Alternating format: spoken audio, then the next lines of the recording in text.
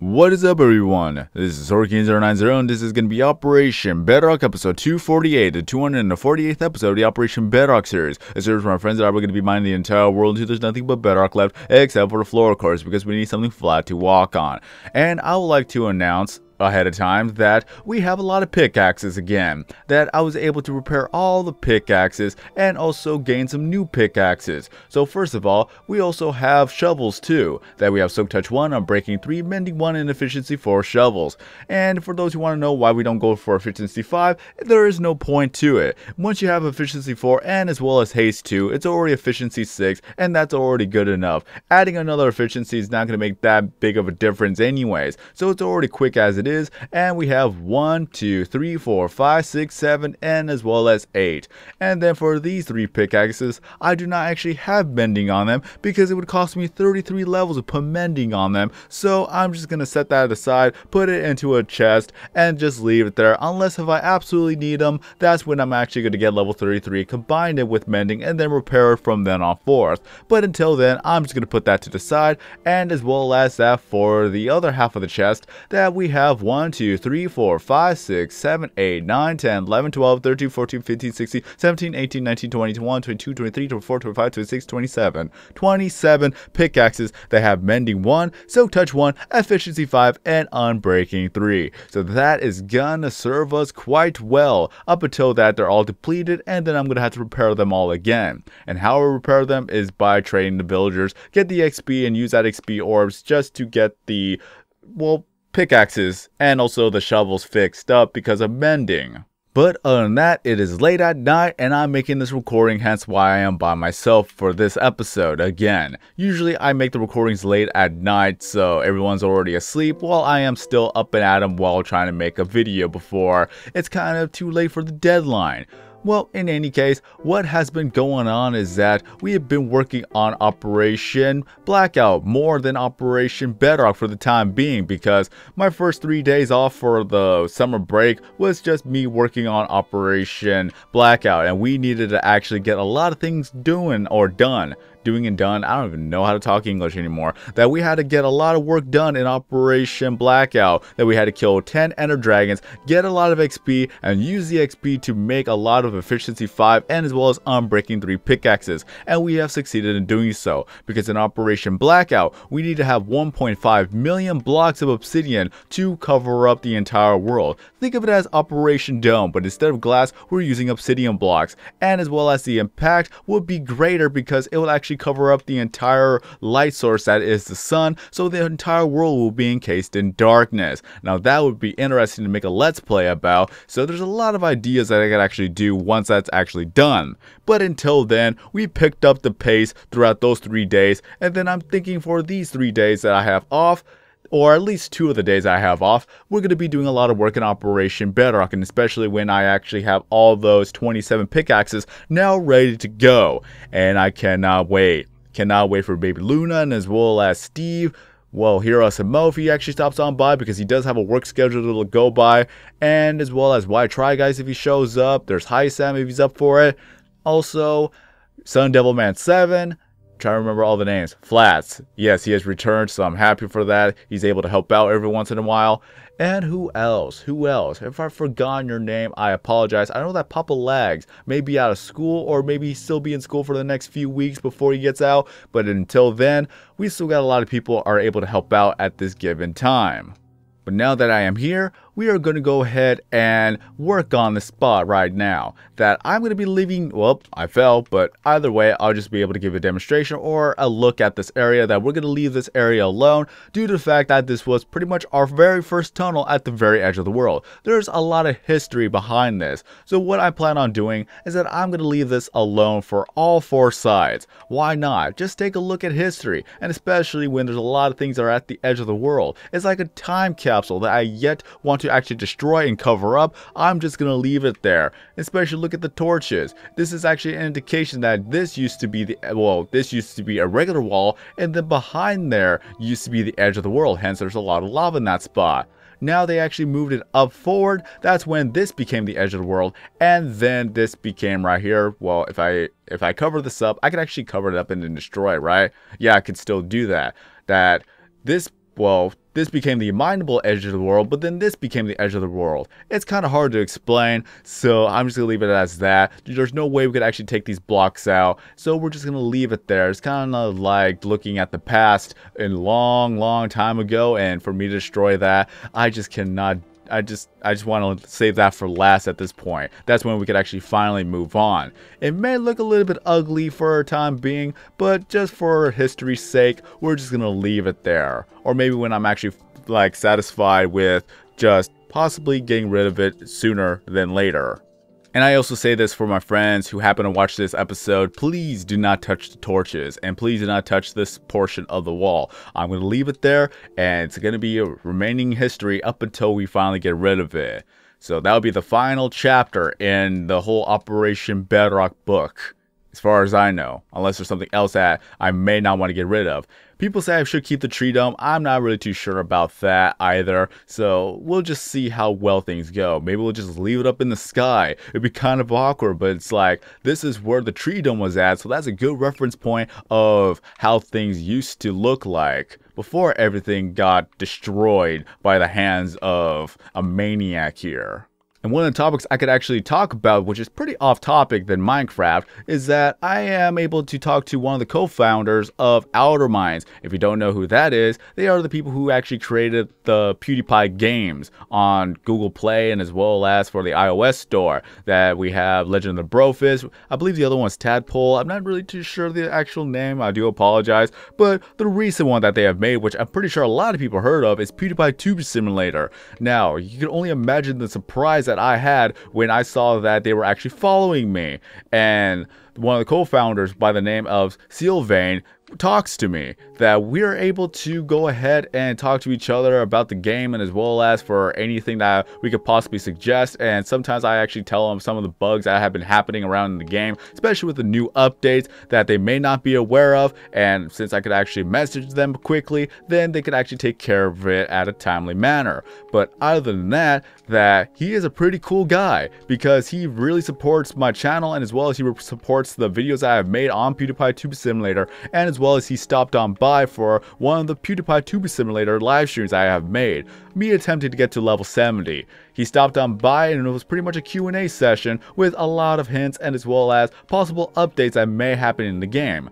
And whether or not if he actually joins in the future live streams, maybe in Minecraft live streams, hint hint, wink wink, maybe, I don't know if he actually watches this video, but if he does, I still want to thank him personally for taking the time to actually talk to the people who participated in the live streams by chatting. A lot of questions were answered, a lot of insights were given, and some hints about new and future updates were also given.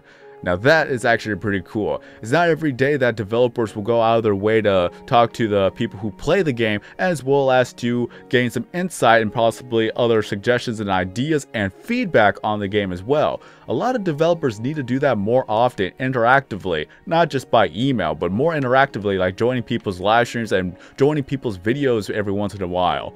But in any case, I'm just extremely happy that he stopped on by. And this just brings the question because this is pretty much the first time I've ever actually had any interaction with developers. So I am not used to that. Honestly, I am not. I just wanted to know, like, is this how like larger YouTubers feel whenever they're in the communications with other developers? I don't know. Like I said, this is the first time this ever has happened to me, and I am just extremely happy that you've been given the opportunity to at least experience this. But who knows, if I'm able to actually say some information about new updates, then I'll let you know. Of course, I'll have permissions first before I actually do something like that. I wouldn't want to betray the trust now. But in any case, I'm still going to send in my suggestions, and hopefully some of the suggestions will actually be in the game. At least I know one, I think I could confirm that foxes and wolves will be in the game. There's going to be at least 90 plus items that will be introduced into the game or implemented as it may. And also one of the future updates that has been confirmed from one of the pictures that there was a hint that there's going to be tuberpolis. I don't know how to pronounce that correctly, so I do apologize, but it's going to involve aliens and astronauts and other items as well. So that's going to be an interesting event to go by, just like the whole Pirates versus Ninjas event. But again, if I do live streams and he's able to stop on by all means, stop on by the PewDiePie live streams. I'll do more often, or I'll do some more PewDiePie live streams often if there's a lot of objectives that I need to get. Objectives. Objectives, not objections, objectives. Again, I don't know how to talk at this point. At least a new live stream that I could possibly do is attempted to get to level 70 again. I was only able to get to level 68, so I'm just going to continue on racking up more of the views so that if I think I have enough to get to level 70, I will do so. And as well as that, they're going to bump up the level cap up to 75. So that's going to be a thing. That is absolutely going to be a thing. And by chance, if you play PewDiePie Tuber Simulator, feel free to let everybody know. Everybody know in the comment section below of your username as well as the network you have joined. I know that this is in the same video, but mine as well. I've actually had some comments of people actually putting down their username in the comment section below, but since I'm already talking about the topic, it's more than appropriate to actually bring this up. And it also gives me something to talk about, so we're just killing time here. But again, I would like to thank Sylvain for joining the live stream and as well as just participating in the Q&A. Maybe we'll actually do another one in the future. It really depends, because if he's a busy man, then I can understand that. But again, just for him to take the time out of his schedule just to do that for a lot of fans of the game is just very, very cool. But what else is there to say? That I believe I wanted to talk about the schedule for Operation Bedrock in a sense that what are we going to do with the project. So let me go ahead and take the time to look at the map. If I could actually find it, there it is. How do I have so many maps? I don't even know. That we'll take a look at the map. That what we're going to do is that, of course, we're going to go ahead and mine out the entire east side all the way down to Bedrock, and then afterwards we're going to work on the north side, and then afterwards the west side and the south side, because that's actually going to be easier since there's not going to be that much water and ocean to deal with. So the reason why we did the east side first is because there was a lot of ocean to deal with, and as we go on to north, it'll be less ocean, then to the west even less ocean, and then finally at the south barely any ocean in comparison to the other three. And then afterwards, what else we're going to do is that we're going to go ahead and destroy every single tree. That's right, every single tree out of the way. And then we're going to go ahead and get rid of most of the water that's in the surrounding area if it's in the way. Afterwards, that's when we're going to start leveling it down little by little by little. And also, we could actually work in quadrants, not quadrants. I don't even know how to say anything right. I was about to say quadrants, but as well as quadrants at the same time. That is me trying to mix up two words again. But what I'm also thinking of is that you see at the center, you'll see that that's the original skylight. And that's what I actually call it. It's not a stutterment, I just call it the original skylight. But from there, oh, look at that. It's actually stopped raining and thunderstorming. That from there, we could actually make ourselves the whole like large mine shaft all the way down to Bedrock from north, east, west, and south. And then from there, that's when we could actually start leveling off by quadrants. Again, I'm trying to mix up words again. That we're gonna level it off little by little by little. That we're gonna have a giant square on the top corners. I don't know what order we're gonna actually do it, but just imagine that there's just gonna be a big chunk of gray in one spot, then to the other spot, then to the other spot, then the last spot. That's how it's gonna look like, and you can only imagine that what it looks like on the map. I cannot illustrate it, but just imagine that it just gets grayer and grayer and grayer by the corners. The whole entire square corner after we mine out the north, east, west, and south from the center. And for those who may ask why we're actually going to do it by quadrants, it is because it's going to make it easier for us. That it seems like there's going to be less work to do, but at the same time, it's not going to be overbearing. Because if you actually overbear yourself with a large project that seems like it's never going to finish, then that would be more than likely you're going to be opting to quit. So this is why you have to work at it little by little. That is why that for people who ask how you are not bored with this, it's because we make small goals. Like for here, that we are making a giant mine shaft all the way down to Bedrock from one corner to the next corner. And it's a small project in comparison. And as well as within that project, we're actually making a staircase so that it could actually keep us busy, and as well as that it could actually show progress little by little by little, rather than just looking at just layer by layer by layer. So if you see that there are more steps to the staircase and it's better designed, I guess, I don't know how else to explain it, then you'll know that progress has been made. And quite frankly, not much has been made because of the scheduling of my workplace and as well as the time I have to be on this world in general. A lot of the time actually went into Operation Blackout as mentioned earlier, which I do not regret because we needed to catch up on there, and as well as now it's going to be easier since we have a lot more pickaxes to use. The one thing I could actually hope for one of these days is that we could have the ability to create an end portal just by actually crafting the materials. But how would we get the materials is that we would have to trade the villagers. Maybe there will be a specialized villager that is a rare villager to find, and after so that it could actually offer it up to trade. Which now that could actually make it easier for us who actually have an older world that we are able to use it to access the end, and also an end city. Now that would be great. I don't know if that's already been suggested before, but if it hasn't, then I should make a video about it before somebody claims it. If not, then somebody will probably claim it, and then I could just say, hey, that was my idea. How could you take this from me? And then just complain until maybe that we actually get the idea, which in the end would still be the thing I would want anyways. And I'm pretty sure a lot of other people actually want that as well, that we could actually create our own end portal in survival world by just gathering the materials from the villager that would be rare to find anyways, to make it even more challenging and as well as balanced, because you could actually farm the end multiple times because it's always a guaranteed 60 levels when you kill the ender dragon and take up all the XP orbs that actually drops, and it's very fast to kill anyways, so you could just reset the end, do it all over again, just keep on doing it as much as you want anyways. Resetting the end is legitimate as of resetting the nether, so it's absolutely acceptable.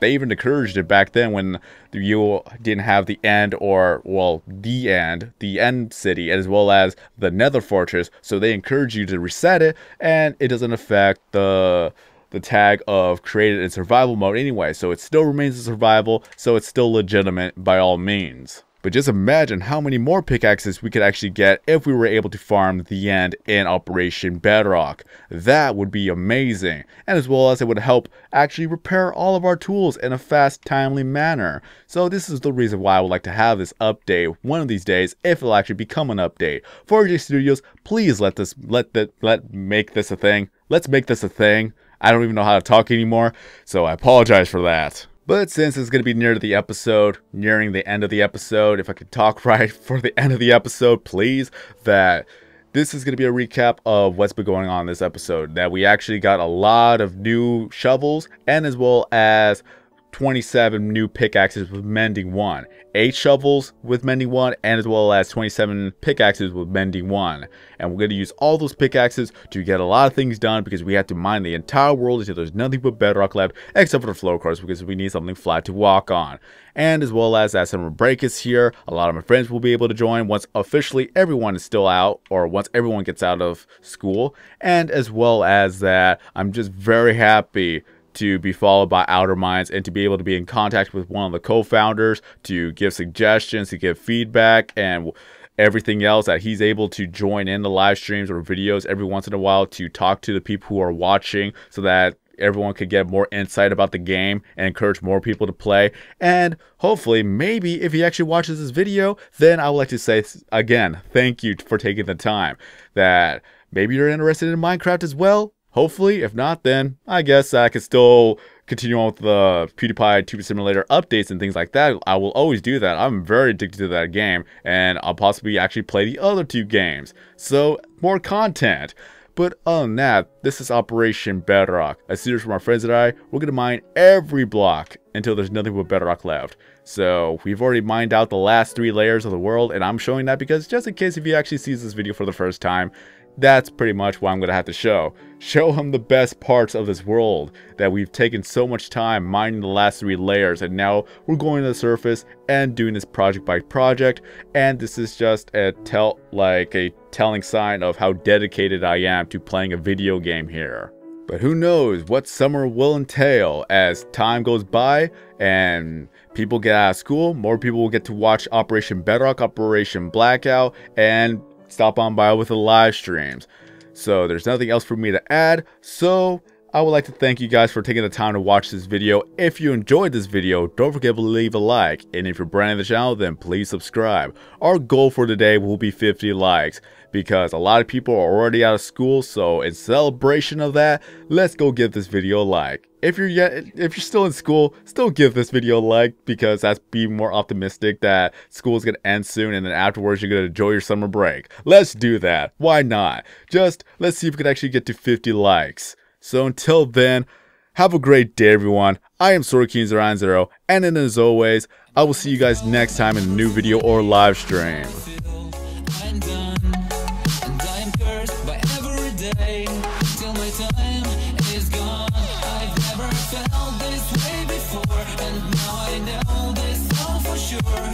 I won't forget your last betray. I'll never forget this day.